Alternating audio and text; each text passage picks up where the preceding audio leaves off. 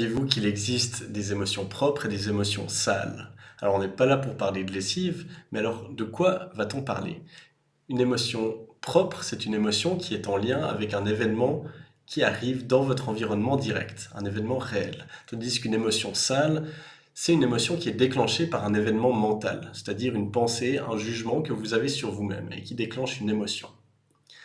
Alors, il va toujours falloir identifier est-ce que je ressens une émotion propre ou une émotion sale? Parce que les émotions propres, elles sont utiles, car elles nous permettent d'agir ou de réagir face à l'environnement. Et du coup, ensuite, de laisser l'émotion repartir. Quand c'est une émotion sale, eh bien, on n'a pas cette option, parce que comme elle est créée par un jugement, par une pensée, on peut rien y faire, on ne peut pas l'utiliser dans le monde réel. Et du coup, c'est ça qui va faire qu'elle va tourner en boucle. Un exemple, ça pourrait être si vous vous faites engueuler par votre chef en pleine réunion, eh bien, vous allez sûrement ressentir de la colère. Eh bien, après, cette colère, elle va pouvoir être utilisée après coup pour aller lui reparler et puis remettre des limites. Et puis ça pourra changer la relation.